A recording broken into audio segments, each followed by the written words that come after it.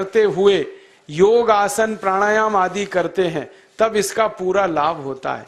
तो मैं आपको आपकी जिंदगी के लिए छोटे छोटे कुछ 4 नियम बताना चाहता हूं और ये 4 नियम का पालन आप सब करिए। मैं आपको विनम्रता पूर्वक लेकिन विश्वास से कहता हूं कि ये 4 नियम का जो भी पालन करेगा जिंदगी में बीमारी और रोग उसको कभी आएंगे नहीं। परम पूजनीय स्वामी रामदेव जी खुद 40-45 साल से इन 4 नियमों का पालन करते हैं।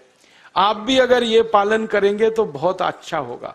मैं भी करता हूं मेरे जीवन में। मैं पिछले 15 वर्षों से योग प्राणायाम करता हूं, उसके साथ कुछ नियम मैंने बनाए हैं, वो नियम का पालन करता हूं और वही नियम आपको बताना चाहता हूं। स्वामी जी पालन करते हैं, मैं करता हूं, हमारे लाखों योग शिक्षक करते हैं और इन नियमों का पालन करने से हमको इतना लाभ हुआ है कि कभी बीमारी आती नहीं। 15 साल से मैंने हर बार मेरा बीपी चेक किया, नॉर्मल है, शुगर नॉर्मल है, ट्राइग्लिसराइड्स नॉर्मल है, कोलेस्ट्रॉल नॉर्मल है। पिछले 15 साल में कभी सर्दी जुकाम भी नहीं हुआ, गला भी नहीं बैठा, कभी हॉस्पिटल नहीं देखा, कभी डॉक्टर के पास नहीं गए, क्योंकि जरूरत नहीं पड़ी। और वो जरूरत नहीं पड़ी क्योंकि हम निरोगी हैं, स्वस्थ हैं। ये निरोगी और स्वस्थ होने के लिए आयुर्वेद की एक छोटी सी जानकारी आपसे मैं शेयर करना चाहता हूं। आयुर्वेद में ये कहा गया है कि किसी भी व्यक्ति को निरोगी होना है, रोग मुक्त होना है, तो अपने जीवन में 3 बातों का ध्यान रखे। अपना वात, पित्त और कफ तीनों का संतुलन रखे। वो 3 तरह के दोष हैं हमारे शरीर में, वात, पित्त, कफ। आपने सुना होगा ये त्रिदोष आधारित शरीर है। जब वात बहुत बिगड़ जाता है तो 80 से ज्यादा रोग आते हैं। जब पित्त बहुत बिगड़ जाता है तो लगभग 46 से 50 रोग आते हैं और जब कफ बिगड़ जाता है तो 28 रोग आते हैं और वात, पित्त, कफ तीनों बिगड़ जाएं तो 148 रोग आते हैं। सर्दी, खांसी, जुकाम से लेकर और कैंसर तक जो आखिरी रोग माना जाता है, ये सब वात, पित्त, कफ के बिगड़ने का खेल है। तो इस देश के आयुर्वेद चिकित्सा के सबसे महान लोगों में से कुछ नाम आप जानते हैं, जैसे चरक ऋषि, जैसे सुश्रुत ऋषि। ऐसे एक ऋषि हुए बाघभट्ट। बाघभट्ट ऋषि ने एक पुस्तक लिखी है, उसका नाम है अष्टांग हृदयम, और एक पुस्तक लिखी है उसका नाम है अष्टांग संग्रहम। इन दोनों पुस्तकों में उन्होंने 7000 नियम बताए हैं। उनमें से 4 बताता हूं, अच्छे लगे तो आज से ही पालन करो और दूसरों को भी बताओ ताकि कोई भी इन नियमों का पालन करे तो बीमार ही ना पड़े। ये 4 नियम हैं वात, पित्त और कफ को संतुलित रखने के लिए। अब वात, पित्त, कफ तीनों एक साथ आपके संतुलित रहें तो उसके लिए पहला नियम है खाना खाने के तुरंत बाद पानी नहीं पीना।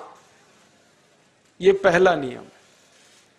आप बोलेंगे ये तो बड़ी मुश्किल बात है, खाना खाते ही पानी पीते हैं हम तो सबके सब, और बिना पानी पिए खाना ही नहीं खाते।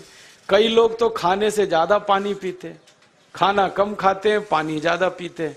ये खाना खाने के बाद पानी कभी भी नहीं पीना, क्योंकि महर्षि बाघभट्ट कहते हैं भोजनांते विषम वारी, माने भोजन के अंत में पानी पियो तो जहर के पीने के जैसा है। इसलिए वो कहते हैं कभी भी खाने के तुरंत बाद पानी मत पियो। अब आप मुझे पूछोगे क्यों नहीं पिए, कारण बता दो। कारण मैं बताना चाहता हूं सरल भाषा में। हम जब खाना खाते हैं ना तो पेट में सारा खाना इकट्ठा होता है। पेट में एक स्थान होता है, उसको हम कहते हैं जठर। संस्कृत में, हिंदी में जठर कहते हैं, अंग्रेजी में उसको एपिगैस्ट्रियम कहते हैं, हिंदी में कुछ लोग उसको आमाशय भी कहते हैं। ये जठर छोटा सा स्थान है। आपके पेट में नाभि है ना, उसके लेफ्ट साइड में बाईं तरफ छोटा सा स्थान है। सारा खाना आपका इसी स्थान पर आता है। जो भी आप खाते हो, रोटी, चावल, दाल, सब्जी, दूध, दही, कुछ भी खाओ, सब कुछ जठर में आता है। अब जठर में जैसे ही खाना इकट्ठा होता है तो उसमें आग जलती और उस आग को कहते हैं जठर अग्नि, मिला के बोल देते हैं जठराग्नि। आप जैसे ही खाना खाते हो पेट में, जठर में अग्नि जलती है, वो अग्नि खाने को पचाती है और अग्नि खाने को ऐसे ही पचाती है जैसे रसोई घर की अग्नि खाने को पकाती है। आपके रसोई घर में आप अग्नि जलाओ, उसके ऊपर दूध रख दो, दूध में थोड़ा चावल डाल दो, अग्नि जब तक जलती रहेगी खीर तब तक बनती रहेगी। आप घर में अग्नि जलाओ, उसके ऊपर पानी रख दो, उसमें दाल डाल दो, दाल की पकने की क्रिया तब तक चलेगी जब तक अग्नि जलेगी। ऐसे ही पेट में होता है, जैसे ही आपने खाना खाया पेट में अग्नि जलती है, और जब तक अग्नि जलती है तो खाने के पचने की क्रिया चलती है। जैसे रसोई घर में खाना पकाते हैं वैसे ही पेट में भी खाना पकता है, इसी को हम पचने की क्रिया कहते हैं, अंग्रेजी में उसको डाइजेशन कह देते हैं। तो आपने खाना खाया, पेट में अग्नि जल गई, अब वो खाने को हजम करेगी, पचाएगी। अब मुझे एक प्रश्न का उत्तर दो आप, कि जैसे ही आपने खाना खाया पेट में अग्नि जल गई और वो खाने को पचा रही है, तुरंत आपने गट गट गट गट पानी पी लिया, और खूब ठंडा पानी पी लिया, बर्फ मिलाया हुआ पानी पी लिया, फ्रिज का पानी पी लिया। क्या होने वाला है? अग्नि जलेगी कि बुझेगी? अग्नि के ऊपर पानी डालो तो अग्नि और पानी की दोस्ती नहीं है, दुश्मनी है। पानी अग्नि को बुझा देता है। तो आपने खाना खाया, अग्नि जली, पीछे से गटगट पानी पी लिया, अब अग्नि शांत हो गई, अब खाना पचेगा नहीं, तो वो पेट में पड़ा पड़ा सड़ेगा, और सड़ा हुआ खाना 100 से ज्यादा विष पैदा करेगा, और वो 100 विष आपकी जिंदगी को नरक बना देंगे, और जिंदगी भर आप बीमार पड़े रहेंगे। आपको मालूम है, कई लोग कहते हैं मुझे पेट में बहुत गैस बनती है। ये गैस उन्हीं को बनती है जिनका खाना हजम नहीं होता। कोई लोग कहते हैं कि मुझे पेट में जलन होती है, ये जलन उन्हीं को होती है जिनका खाना पचता नहीं। कोई कहते हैं कि मेरे पेट में एकदम गुम हो जाता है, फूल जाता है, ये सब वो लक्षण हैं जब खाना पचता नहीं। तो खाना पचेगा नहीं तो सड़ेगा, सड़ेगा तो विष पैदा करेगा, और वो विष आपको बीमार करेंगे। इसलिए महर्षि बागभट्ट ने कहा, खाना खाते ही पानी मत पियो। समझ में आया? फिर आप बोलोगे कितनी देर तक नहीं पिए? कम से कम 1 घंटे तक। 1 घंटे बाद पानी पियो। आप बोलोगे जी 1 घंटा क्यों? ये जो अग्नि जलने की क्रिया है ये लगभग 1 घंटे तक ही चलती है पेट में, उसके बाद अग्नि अपने आप शांत हो जाती है, उसके बाद पानी पी लो। तो खाना अगर 10 बजे खाया तो 11 बजे पानी पियो, 11 बजे खाया तो 12 बजे पियो, 12 बजे खाया तो 1 बजे पियो, 1 घंटे बाद पानी पियो। अब आपके मन में यह सवाल आ सकता है कि खाना खाने के पहले पी लें क्या? हाँ पी लो, 40 मिनट पहले पेट भर के पानी पी लो। 10 बजे खाना खाना है, 9:20 पे खूब पानी पी लो, जितना पी सकते हो। 11 बजे खाना खाना है, 10:20 पे पी लो, खूब पानी पी लो, 40 मिनट पहले। आप और एक सवाल पूछ सकते हो कि अच्छा ठीक है, खाने के बाद पानी तो नहीं पिएंगे, कुछ और पी सकते हैं क्या पानी को छोड़कर? तो उसके लिए बागभट्ट जी कहते हैं कि खाने के तुरंत बाद अगर पीना है तो दही की लस्सी पियो, मट्ठा। खाने के बाद अगर तुरंत पीना है तो फलों का रस पियो, गन्ने का रस पी लो, संतरे का रस पी लो, मौसमी का रस पी लो, अनार का रस पी लो। अब आप कहोगे ये सब महंगी महंगी चीजें बता रहे हैं, गन्ने का रस, संतरे का रस, अनार का रस, पैसे तो है नहीं। तो सबसे सस्ता रस है नींबू का ही रस पी लो, शिकंजी बना के पी लो, वो तो सबसे सस्ता है।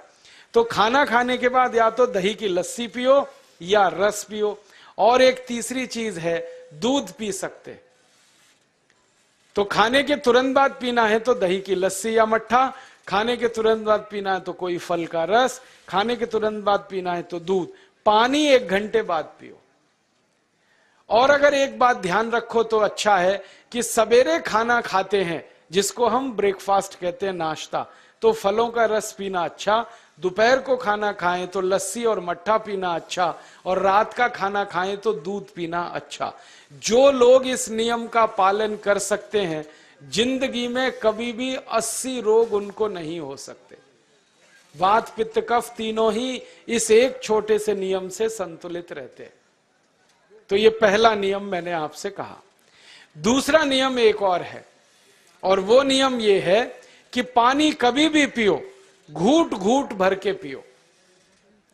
जैसे गरम चाय पीते हैं, गरम कॉफी पीते हैं, गरम दूध पीते हैं, एक एक घूट भर के, एक एक सिप करके, ऐसे ही पानी पीने की आदत डालो। ये मुंह में एक बार गिलास लगा लिया, गटागट उसको खाली कर दिया, ये तरीका गड़बड़ है। एक घूट पानी, दो घूट पानी एक बार में उतना ही पियो। आप बोलोगे ये क्या चक्कर है? बात ऐसी है कि एक एक घूट पानी जब हम पीते हैं तो मुंह की लार पानी के साथ मिलकर पेट में अंदर जाती है, और ये जो मुंह की लार होती है ये क्षारीय होती है, और पेट में हमेशा अम्ल बनता रहता है। तो एक घूट पानी पिया, मुंह की लार इसके साथ अंदर गई, दो घूट पिया और ज्यादा गई, बार बार लार अंदर जाएगी तो क्षार पदार्थ पेट के अम्ल के साथ मिलेगा।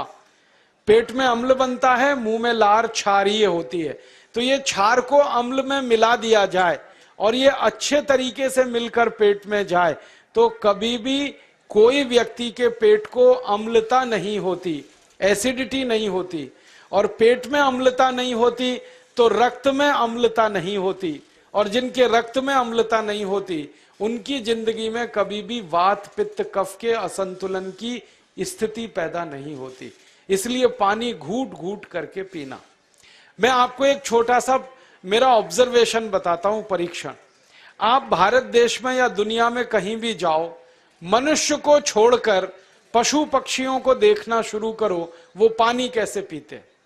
किसी चिड़िया को पानी पीते हुए देखो, किसी पक्षी को पानी पीते हुए देखो, वो चोंच के एक बूंद ही के बराबर ही पानी उठाता है। एक बार में एक बूंद पानी लेगा, फिर थोड़ी देर चोंच चलाएगा, फिर पिएगा, फिर दूसरी बूंद लेगा, फिर चोंच चलाएगा, फिर पिएगा, फिर तीसरी बूंद। एक एक बूंद पक्षी पानी पीता है। कुत्ते को पानी पीते हुए देखो, चाट चाट के पानी पीता है। शेर को पानी पीते हुए देखो, चाट चाट के पानी पीता है। जितने जानवर चाट कर पानी पीते हैं, जितने पक्षी एक एक घूंट पानी पीते हैं, किसी भी पक्षी और किसी भी जानवर को डायबिटीज नहीं है, किसी को अर्थराइटिस नहीं है, कोई पक्षी ओवरवेट नहीं है, कोई पशु ओवरवेट नहीं है। वो सब स्लिम और ट्रिम है, क्योंकि वो इतने होशियार हैं कि पानी चाट के पीते हैं या घूट घूट करके पीते। अब मुझे ये हैरानी होती है कि ये पशु पक्षियों को कौन सिखाता है? वो अपने जन्म से ये ज्ञान सीख के आते, उनका कोई गुरु नहीं है, उनका कोई विद्यालय नहीं है, उनके कोई प्रशिक्षण शिविर नहीं लगते, फिर भी उनको इतनी अकल है कि पानी घूट घूट पीना। और हम ये मनुष्य जिनके इतने गुरु, इतने विद्यालय, इतने कॉलेज, सीखने वाले, सिखाने वाले, और हम मूर्खों के मूर्ख गटागट गटागट पानी पीते रहते। तो पानी पीने का तरीका बदल दो, घूट घूट भर के पानी पियो। ये दूसरा नियम है। तीसरा नियम है कि जिंदगी में कितनी भी प्यास लगे, ठंडा पानी कभी मत पियो। बर्फ डाला हुआ पानी, फ्रिज में रखा हुआ पानी, वाटर कूलर का पानी जिसका तापमान बहुत कम है, ये कभी मत पीना। क्यों? क्योंकि शरीर आपका गर्म है और पानी ठंडा है। अब होता क्या है वो मैं समझाता हूं सरल भाषा में। पेट तो गर्म है, अब इसमें ठंडा पानी डाल दिया आपने तो अंदर झगड़ा होता है। और झगड़ा क्या होता है? या तो पानी पेट को ठंडा करेगा या पेट पानी को गर्म करेगा। अगर पानी ने पेट को ठंडा कर दिया तो पेट के ठंडा होते ही हृदय ठंडा होता है, हृदय के ठंडा होते ही मस्तिष्क ठंडा होता है, मस्तिष्क के ठंडा होते ही आदमी ठंडा होता है, और आदमी ठंडा होते ही राम नाम सत्य होती है। आपको मालूम है जब शरीर ठंडा पड़ जाता है तो घर में भी नहीं रखते, निकाल के बाहर सड़क पे रख देते। जो घर आपने बनाया अपनी मेहनत से, शरीर के ठंडा पड़ते ही निकाल बाहर करते हैं उस घर में से, और फिर चिल्लाने लगते हैं लेके जाओ, जल्दी लेके जाओ, इसको जला के आओ। माने ठंडे शरीर की इज्जत नहीं है। तो ठंडा पानी क्यों पी रहे हो भाई? बंद कर दो। कोई जानवर ठंडा पानी नहीं पीता, कोई पक्षी नहीं पीता। तो आप ये ठंडा पानी पीना बंद करो, सादा पानी पीना शुरू करो। और गर्मी के दिनों में बहुत अगर आपको तकलीफ है तो मिट्टी के घड़े का पानी पी लेना, फ्रिज का और बर्फ का नहीं पीना। ये तीसरा नियम है। और चौथा और आखिरी नियम है कि आप सवेरे ही सवेरे जब सोकर उठते हो तो सबसे पहले पानी पियो। जैसे ही आपकी आंख खुल गई तो पहले 2-3 गिलास पानी पी लो, उसके बाद आप टॉयलेट में जाओ। उठते ही पानी पियोगे तो 2 फायदे हैं। पहला फायदा यह है कि पानी पेट में जाकर बड़ी आंत को साफ करता है, और जैसे ही बड़ी आंत की सफाई होगी पेट पे दबाव पड़ेगा और आप संडास घर में जाएंगे, 2-3 मिनट में पेट आपका साफ हो जाएगा। जिनका पेट सुबह एक बार में साफ हो जाता है उनकी जिंदगी में कभी रोग नहीं आता। इसलिए सुबह सुबह उठते ही पेट साफ होना जरूरी है। और उठते ही पानी पियोगे तो मुंह की जो लार है वो पानी के साथ मिलकर अंदर जाएगी। सुबह पेट में एसिड की मात्रा ज्यादा होती है, इसलिए लार का पेट में जाना बहुत जरूरी है। इसलिए सुबह उठते ही पानी पीना बहुत जरूरी है। ये 4 नियम हैं आयुर्वेद के। पहला नियम, खाना खाने के 1 घंटे बाद पानी पीना। दूसरा नियम, पानी को हमेशा घूट घूट भर के पीना। तीसरा नियम, कभी भी जिंदगी में ठंडा पानी नहीं पीना। और चौथा और आखिरी नियम, सवेरे उठते ही सबसे पहले पानी पीना। 4 नियमों का पालन जो भी अपने जीवन में कर सकता है वो वात पित्त कफ तीनों को संतुलित रख सकता है। और जिसका वात पित्त कफ संतुलित है उसके जीवन में बीमारी नहीं आती है। और जो बीमार नहीं पड़ते हैं वो स्वस्थ और तंदुरुस्त और सुखी रहते हैं। उनकी जिंदगी का खर्चा कम होता है और देश का भी बहुत सारा पैसा बचता है। आपको शायद मालूम है या नहीं, 1 साल में हम जब बीमार पड़ जाते हैं भारतवासी तो साल का करीब 6 लाख करोड़ रुपया हमारा खर्च हो जाता है उन बीमारियों का इलाज करने में। इसलिए इतना पैसा फालतू में हम खर्च करें हर साल 6 लाख करोड़, ये बहुत बड़ी रकम है। इससे बेहतर ये है कि हम बीमार ही नहीं पड़ें और स्वस्थ रहें, सुखी रहें। और ये 6 लाख करोड़ का जो खर्चा हम करते हैं बीमार पड़ने पर, अक्सर ये एलोपैथी की दवाएं खाने में खर्च होता है।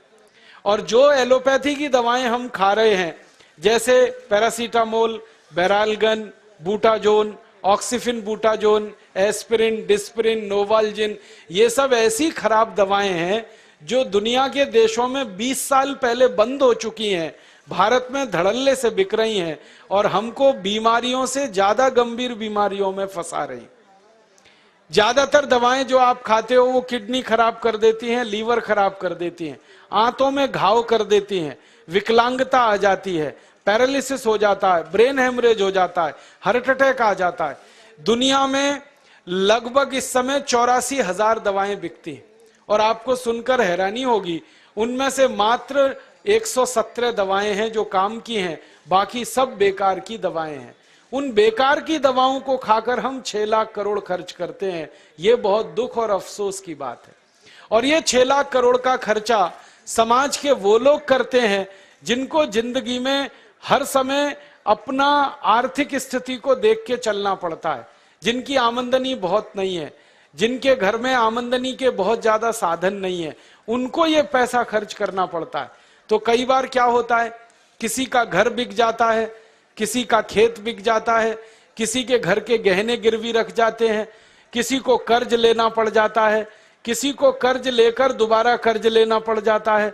मैंने इस हिंदुस्तान में पिछले 15 साल के प्रवास में देखा कि गांव-गांव के गरीब किसान कर्ज ले लेकर ये महंगी दवाएं खाकर इलाज करते हैं, डॉक्टरों को पैसा देते हैं, दवा कंपनियों को देते हैं, और वो पैसा फिर इस देश में से दूसरे देश में चला जाता है, क्योंकि अक्सर ये दवाएं बनाने वाली कंपनियां विदेशी होती है।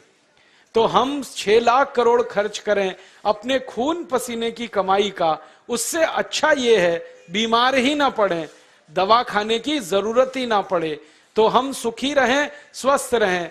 तो योग प्राणायाम करें, 4 नियमों का जीवन में पालन करें, बहुत आसान है आपके लिए। और अब एक छोटी सी एक बात और आपसे